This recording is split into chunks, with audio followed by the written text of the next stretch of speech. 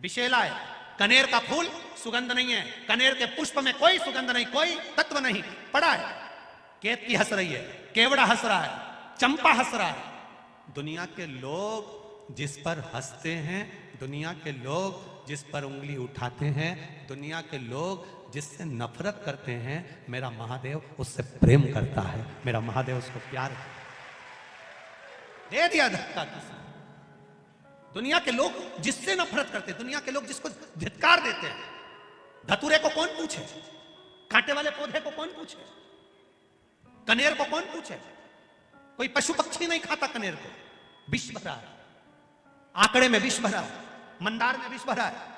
समी के पत्ते कांटों में पैदा होते हैं, बेलपत्री का पत्ता कांटों में पैदा होता है। सब में कुछ ना कुछ दोष है, फिर भी मेरा महादेव उनको स्वीकार करा हुआ है। मेरा महादेव उसको स्वीकार, दोष है, वो दोष दुनिया को दिखता होगा। लोग कहते होंगे बेलपत्री में कांटे हैं, समी के पत्ते में कांटे हैं। लोग कहते होंगे कनेर जहरीला है, शंकर जी को चढ़ाना नहीं चाहिए। धतूरे में कांटे हैं, भांग में ऐसा है, उसमें ऐसा है। दुनिया के लोग इनमें दोष देखेंगे, पर मेरा महादेव दोष में भी कुछ अच्छा देख लेता है। नारद जी ने देखा, सब हंस रहे थे। कनेर के पुष्प को नारद जी ने तोड़ा। तोड़ते तोड़ते आकाश मार्ग से नारद जाते जाते उस कनेर के पुष्प को एक कैलाश की शिला पर रख दिए। कैलाश की शिला पर वो कनेर का पुष्प रखा था, उस कनेर के पुष्प को भृंगी ने उठा लिया। भृंगी ने,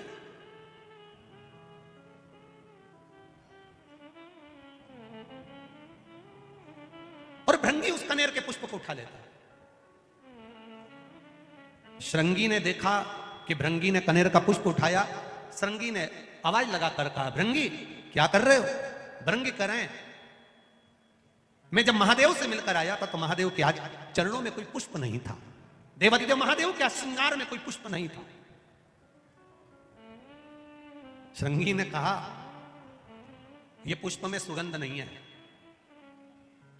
इसीलिए इसको कोई देवता स्वीकार नहीं करते।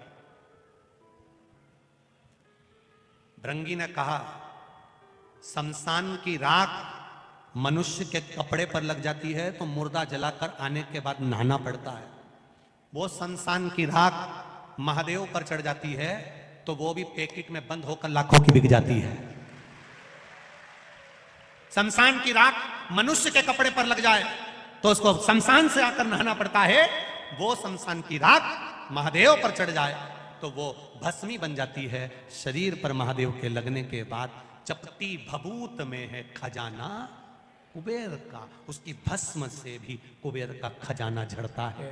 तो ये कनेर भी कुबेर के खजाने से कम नहीं होगा, मेरा विश्वास कहता है, ये मेरा विश्वास कहता है। भृंगी ने कनेर का पुष्प उठाया, ले गया। श्रृंगी दुमदुमी बजा रहा है।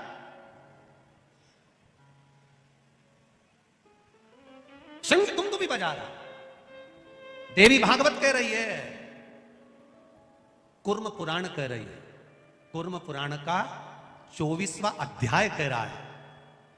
भृंगी ने पुष्प उठाया और श्रृंगी दुमदुमी बजा रहा है। दुमदुमी, अब जैसी दुमदुमी बजना चालू हुई तो पूरे कैलाश में चर्चा हो गई। ऐसा लग रहा है कि कुछ जरूर हुआ है। इतनी दुमदुमी बज रही तो जरूर कुछ हुआ है। अब हुआ क्या है पता करो। माता पार्वती जी ने गणेश जी को भेजा, माता पार्वती जी ने कार्तिकेय को भेजा। माता पार्वती जी ने जब गणेश कार्तिकेय को भेजा तो गणेश जी महाराज ने अपनी सूंड में जल भरकर ऊपर की ओर फेंका। देवताओं को लगा जरूर कोई बात है। सारे देवता आकर खड़े हुए। हुआ क्या है? दुमदुमी अचानक क्यों बजने लगे? अपने गांव में अचानक ढोल बजने लगे तो पता तो करना पड़ेगा कि हुआ क्या है, किसके घर छोरा हुआ, किसके यहाँ शादी हुई, किसके यहाँ क्या हुआ। तो मालूम पड़े कि साहब ना तो छोरा हुआ ना शादी हुई, फिर ढोल क्यों बजे?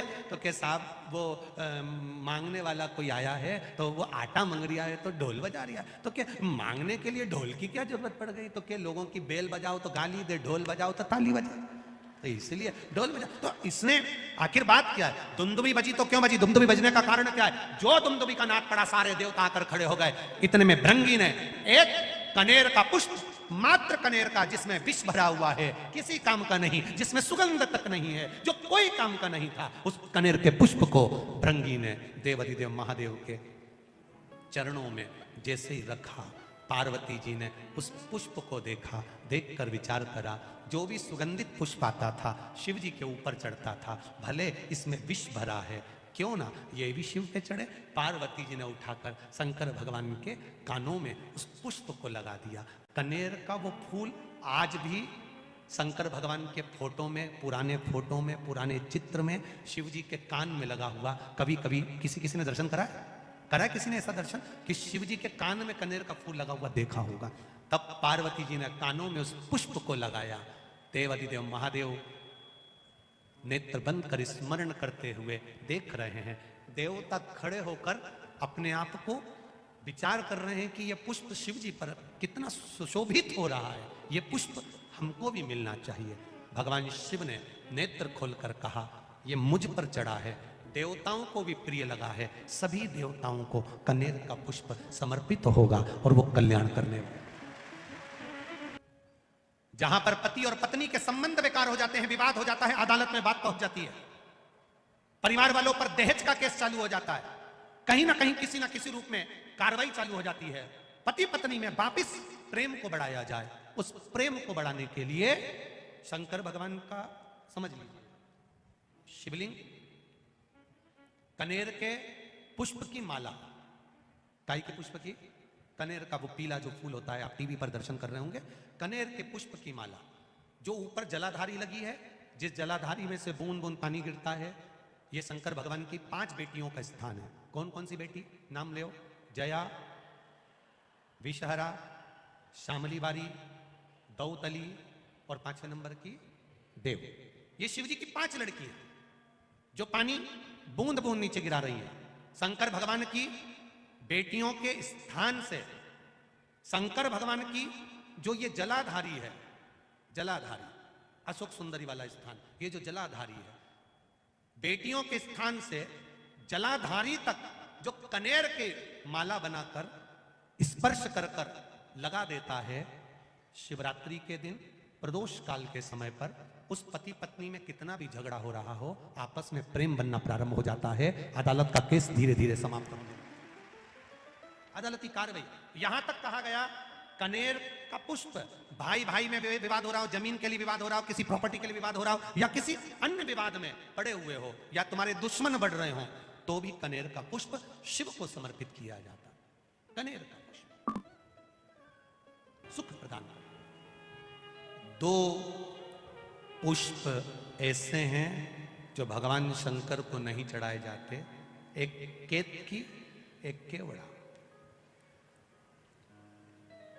और चंपा भी भगवान शंकर को चढ़ती है, पूरे साल नहीं चढ़ती, केवल भादों के महीने में चढ़ती है, उसके सिवाय नहीं चढ़ती।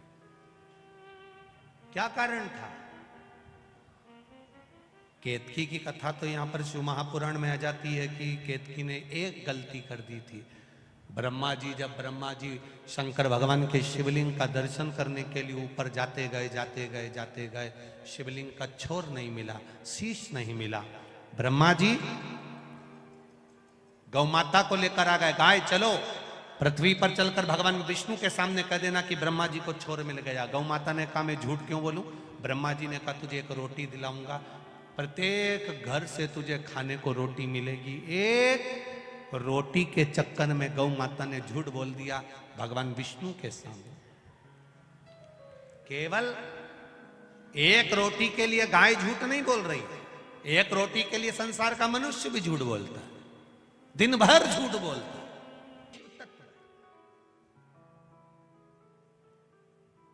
ये उघड़दानी की कथा। केतकी तूने झूठ बोला, झूठ बोल दो, कहीं पर भी बोलोगे चलेगा, पर शिव के धाम पर नहीं, शंकर के पास नहीं, शिव महापुराण में नहीं, शंकर की चौखट पर नहीं, शंकर के द्वार पर नहीं, शिव जी के ओटले पर नहीं। पहले के समय में अदालत नहीं होती थी, पहले के समय पर अदालत नहीं होती थी, पहले के समय पर पंचायत नहीं होती थी। पहले के समय पर अगर कोई गड़बड़ करता था उसको शंकर जी के मंदिर ले जाते थे, उठा गंगा जली और कह दे तूने ऐसा नहीं किया। केवल शंकर के मंदिर ले जाकर बिठा देते, उठा गंगा जली, तूने ऐसा करा कि नहीं करा, उठा गंगा जली, तू ये बोला कि नहीं बोला। क्यों? क्योंकि शंकर के मंदिर में अगर झूठ बोला जाता है तो जिंदगी पूरी नरक से बदतर, बुढ़ापा सड़ सड़ के निकलता है। केतकी सारे देवताओं पर चढ़ेगी, शंकर पर कभी नहीं चढ़ेगी।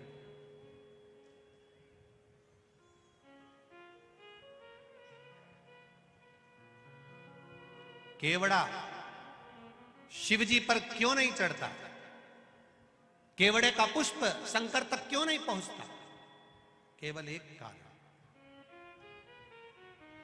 चंपा साल भर भगवान देवादिदेव महादेव पर क्यों नहीं चढ़ता? केवल भादो का महीना, केवल एक भद्रपद, बाकी का समय नहीं। कारण क्या है? केवल निंदा में व्यस्त रहता था। केवड़ा और चंपा दोनों का एक ही काम था, दिन भर केतकी की निंदा में लगे रहते थे। आप सबसे एक निवेदन है, कोई गलती करे, कोई गलत काम करे, उसने करने वाले ने कर दिया, हम क्यों उसकी निंदा करें? हम पंच पुष्प में से दूसरे नंबर का पुष्प है। पहले नंबर का कौन सा था? कल कथा में वर्णन किया था, कौन सा? पारिजात, हार श्रृंगार जिसको बोलते। दूसरे नंबर का है कनेर, जो जहर से परिपूर्ण है। पीला कनेर टीवी के माध्यम से आप दर्शन कर रहे होंगे, फेसबुक यूट्यूब पर कथा को सुन रहे हैं तो उस पर देख रहे होंगे। एलसीडियां जो लगी हुई हैं, एलईडियां, उस पर भी